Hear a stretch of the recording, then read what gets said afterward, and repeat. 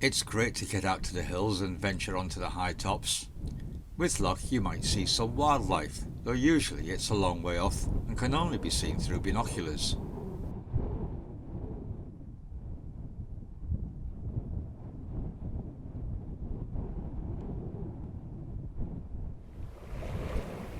Perhaps you'll be luckier at sea level and the wildlife will be closer and easier to see and enjoy.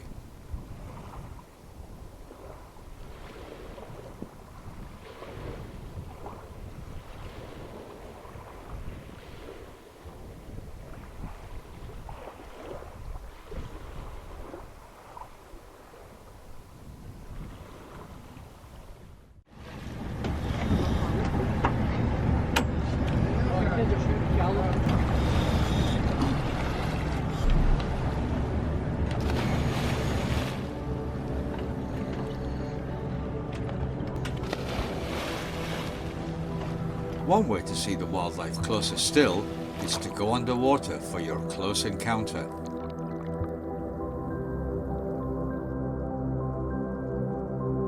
Whilst many marine creatures take flight at the sight or sound of a diver, it is quite possible to get really close up if you are as quiet and stealthy as possible.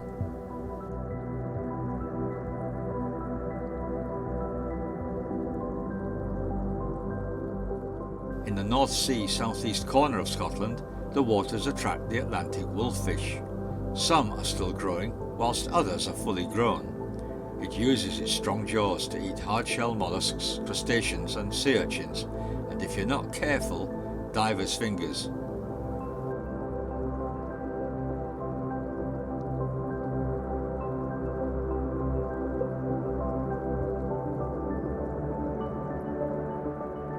The anglerfish also finds these waters a suitable hunting ground. It uses the fishing rod above its mouth to attract the unwary small fish.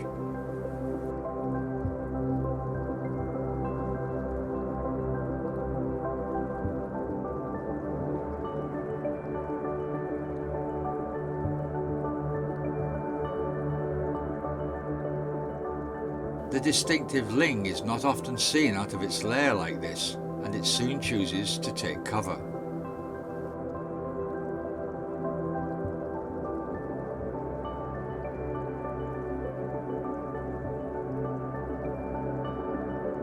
Lobsters are plentiful in the area and quite willing to take you on.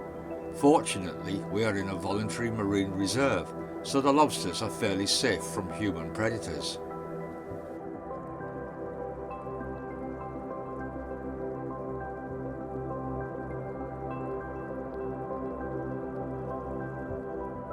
The St Abbs Cathedral Reef is an amazing place to dive and attracts many divers from across the UK. The current through the arches can be quite strong.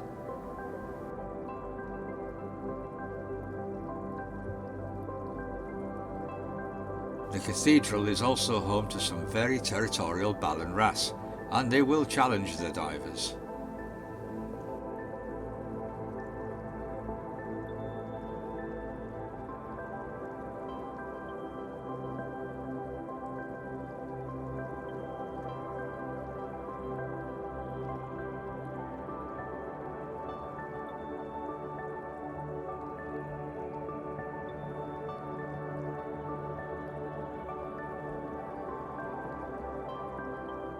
A few miles south and off the northeast coast of Northumbria, you will find the Farne Islands. One of the largest colonies of grey seals live here, and most of the time they are very playful and inquisitive about divers.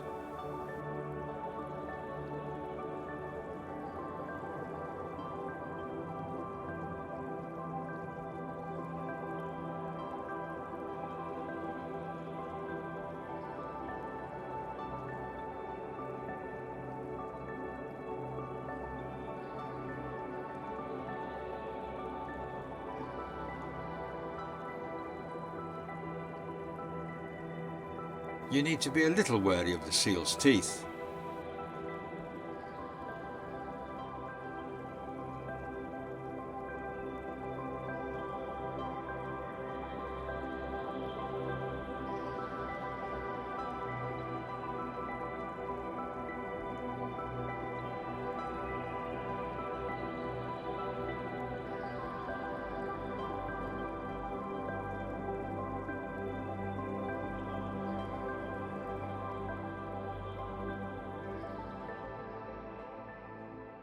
In the west coast sea lochs, in particular Loch Long, you may be lucky enough to find bobtail squid, related closely to the cuttlefish.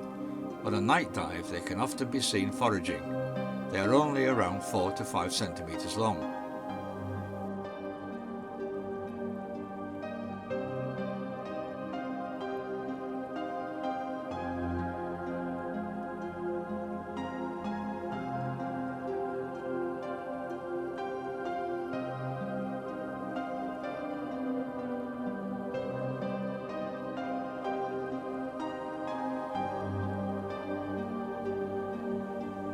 The John Dory or St Peter's fish is common in warmer seas and more usually seen in the south of England and Ireland during the warmer months. It is fairly rare in Scottish waters.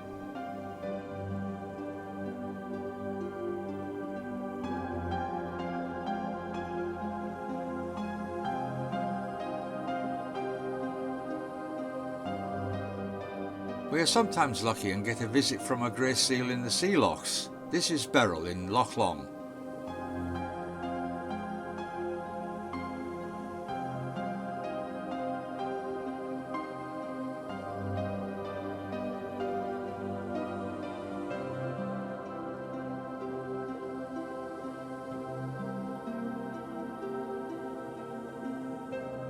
Barnacles are amongst our smallest creatures, and they look amazing when they are feeding.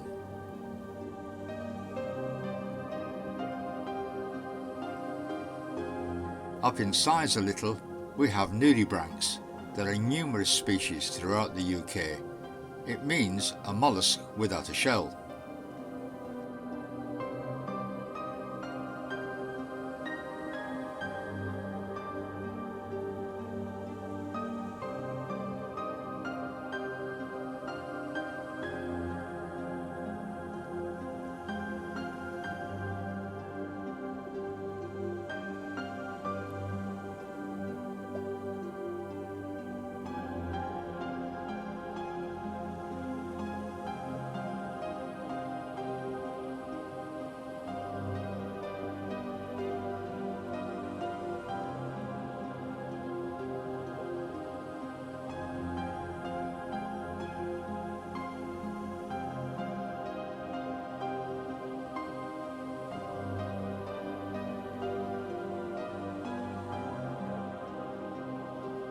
Here we have a Pluribranchus laying egg swells. And this is why it is also known in Scotland as the Highland Dancer.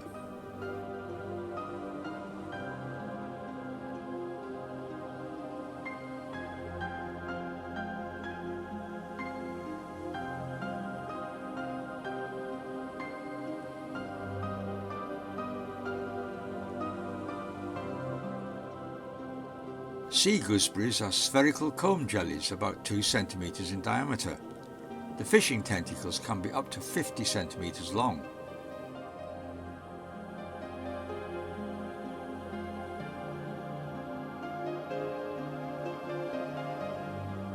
Although comb jellies look like jellyfish, they come from a group called ctenophores. The iridescent cilia or teeth vibrate as the comb jelly feeds. Here we have the very common Aurelia aurita or moon jellyfish.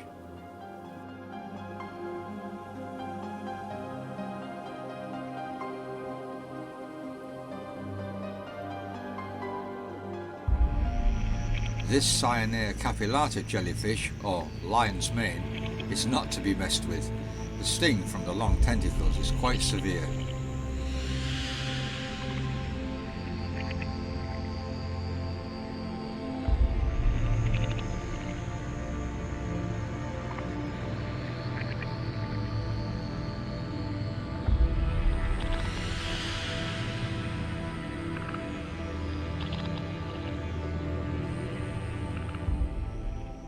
This jellyfish, on the other hand, does not pose much of a threat to divers.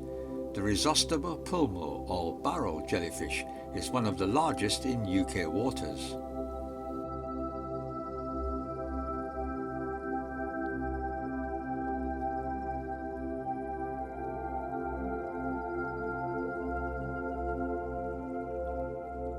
The fanworm or peacock worm can be found on cliff faces and rocks all around Scotland. Their delicate fans catch nutrients which slide down to the worm's mouth inside the tube.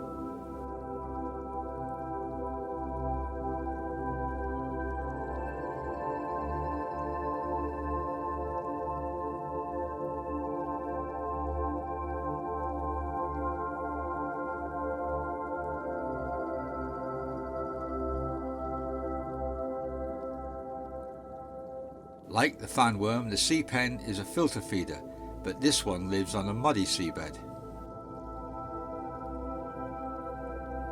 The phosphorescent sea pen is particularly attractive and they glow in the dark. Sea pens are actually a colony of animal polyps.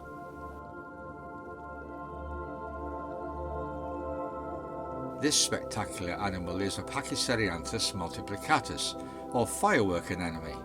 They grow to around 30 centimeters across the arm spread.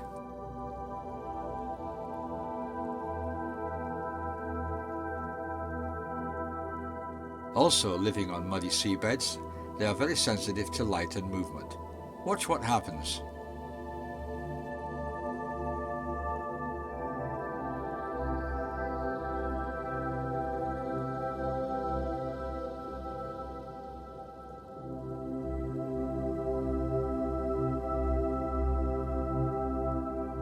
There are numerous mud-dwelling gobies around the seabed: fries goby, sand gobies, black gobies, rock gobies and leopard-spotted gobies, to name a few.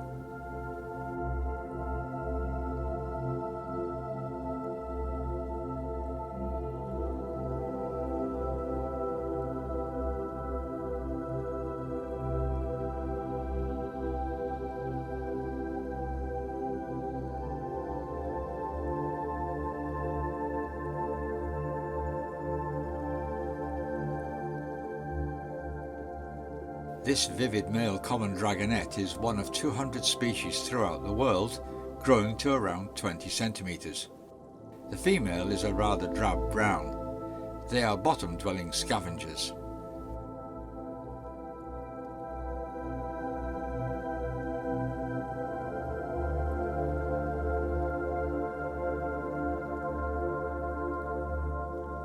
The butterfish or gunnel is fairly common in our waters. It is easily identified by the dorsal fin, which extends the whole length of its body, and a distinctive row of white ringed black spots down its back, which usually number 9 to 13.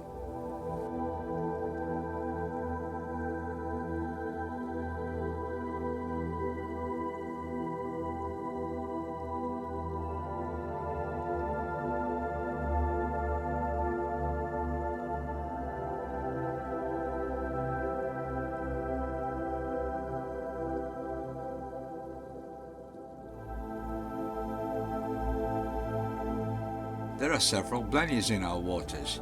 You might be lucky to glimpse the Yarrow's blenny and the Tompot blenny with their distinctive plumage.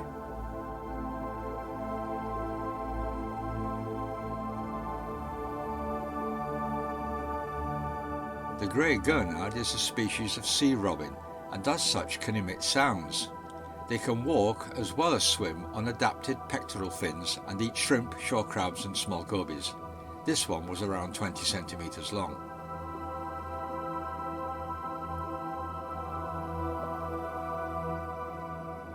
Here are some youngsters about 5 centimeters long.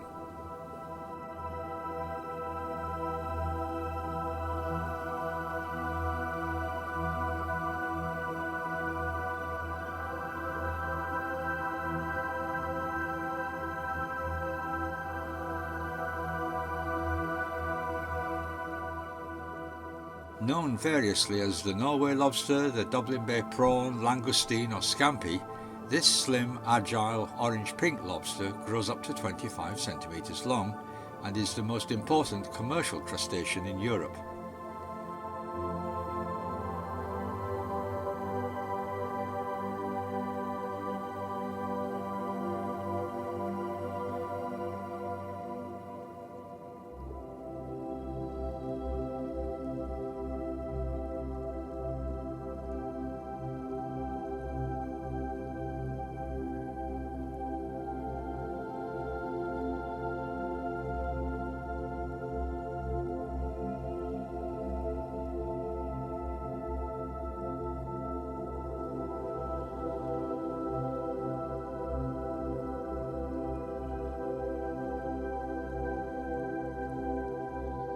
The common lobster has two large claws, the right crushing claw and the left cutting claw, but they can be the other way around.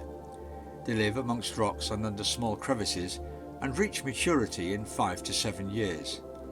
They can live to 45 years old given half a chance.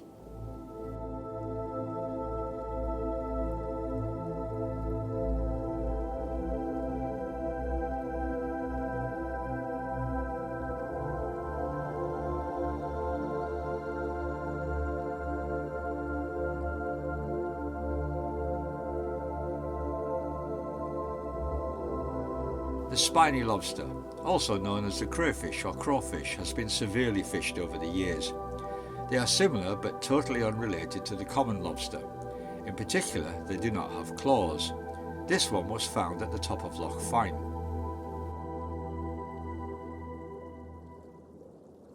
There are many other bottom dwellers in our sea lochs, such as the thornback ray.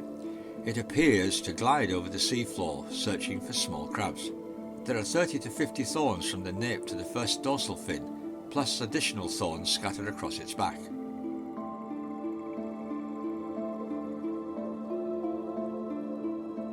The cuckoo ray also feeds on small crustacea, worms and small fish. It has two distinctive false eyes on its back and can grow to around 75 centimetres across the wings.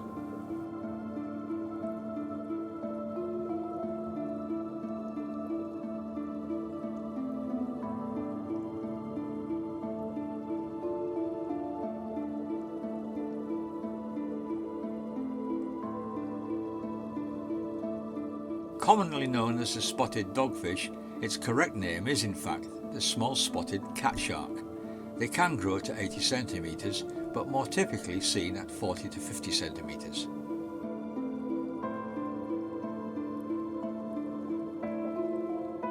This swimming youngster clearly shows it's a member of the shark family. We can often get very close to the various flatfish which try to cover themselves with sand or mud to avoid detection. Here we have the plaice. It has the ability to adapt its camouflage to match its surroundings.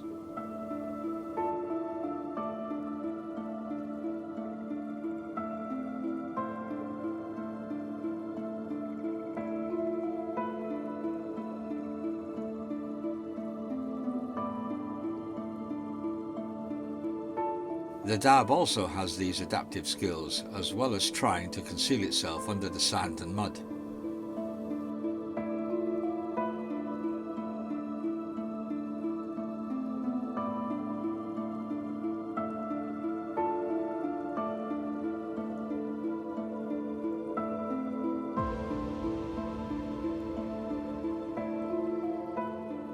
Shrimps are regularly seen scurrying around amongst the rocks. Their semi-transparent bodies look amazing.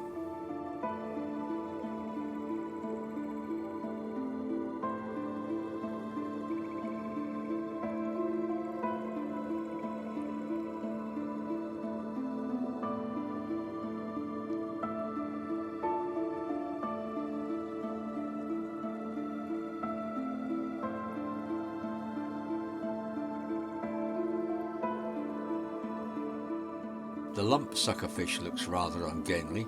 Its pelvic fins have evolved into discs so that the fish can adhere to rock surfaces, hence the name. They grow to around 20 to 25 centimetres.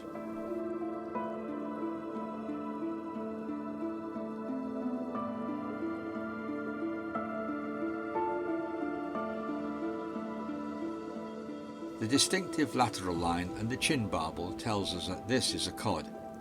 Most of the cod divers see are around 30 to 40 centimetres long.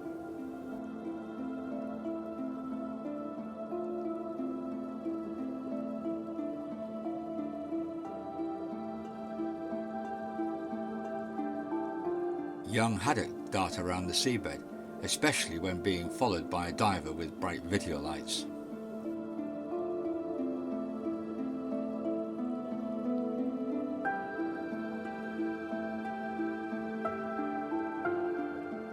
The long-spined sea scorpion or scorpionfish is one of several species in which it is the father who guards the egg brood and hatches the young.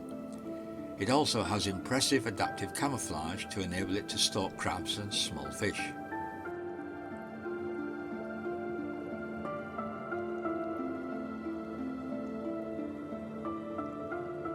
There are many sea creatures which cannot escape from the diver.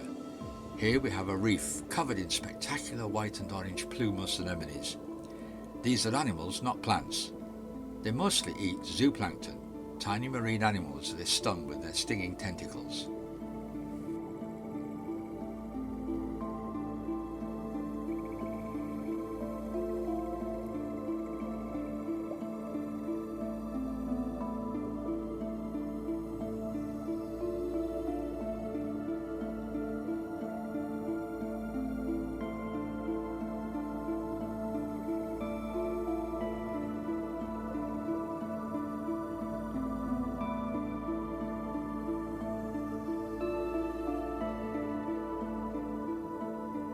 We also have corals in our waters. This is the soft coral Alcyonium digitatum, or dead men's finger. They are prolific all around our coast. The individual coral polyp animals feed on plankton drifting in the current.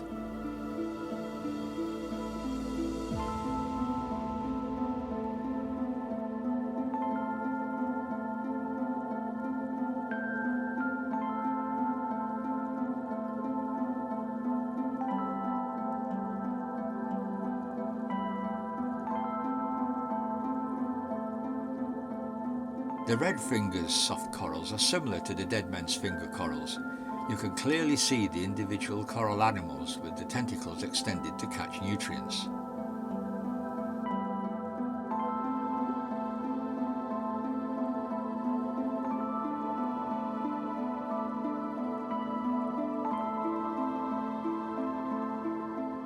Sea anemones are also prolific and colourful. This is a dahlia anemone. They have up to 160 stout tentacles with which to catch small fish and crustacea.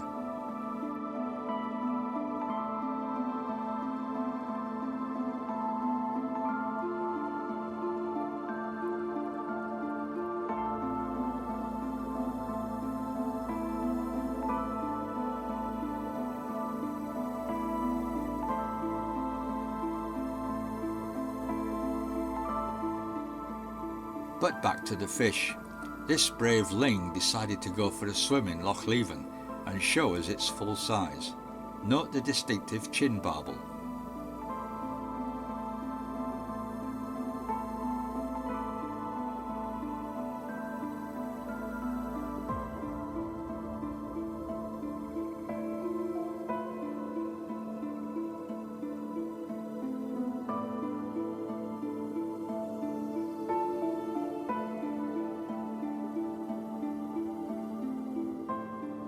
Pollock are common in our waters but extremely wary.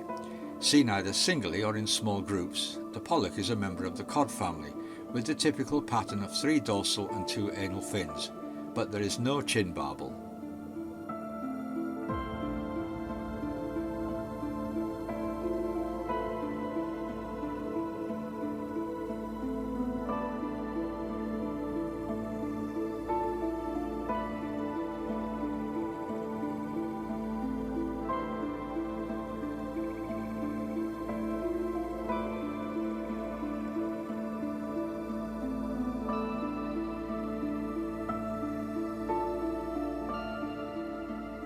Just as on the east coast, the Balden Rat is common in the west. The Balden Rat is the largest of the wrasse family, and the colouring is extremely variable with many shades of brown, grey, green and red. Like its close relative the cuckoo wrasse, all Balden Rats start life as females.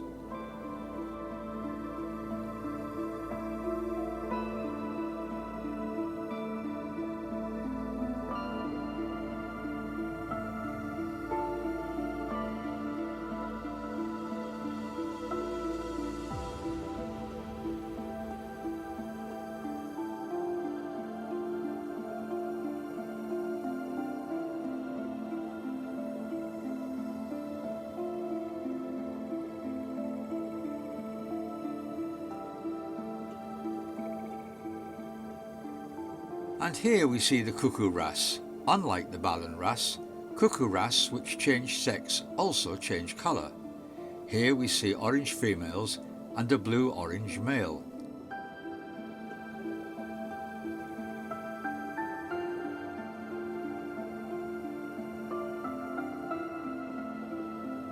Note the black and white markings on the female tail.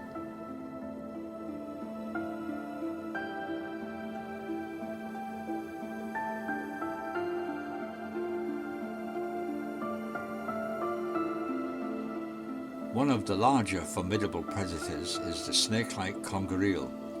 They grow up to 2 meters, but hide under rocks or crevices, so only the head is usually seen. They hunt at night, seeking out small fish, crabs and lobsters. Congas have incredibly strong jaws, but remain docile underwater unless provoked, so anglers have more to fear than divers.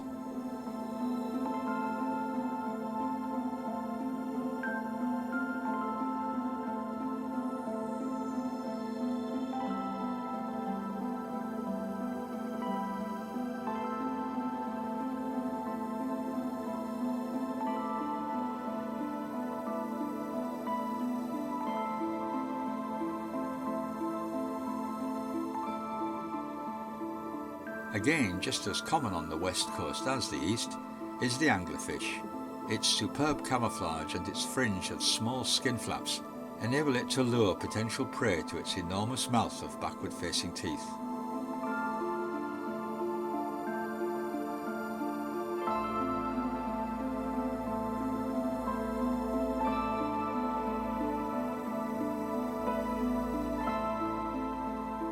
The west coast wouldn't be the same without a truly intelligent master of camouflage, the lesser or curled octopus.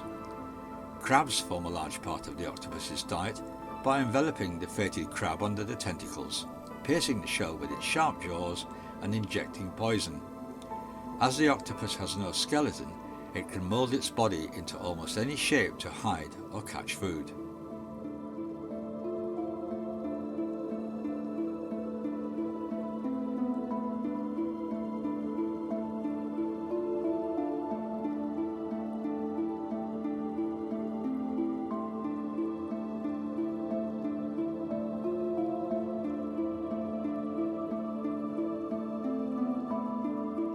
Of course, there are many other fascinating creatures under the sea. This has just been a small sample. If you are patient and approach carefully, the diver can enjoy more close encounters.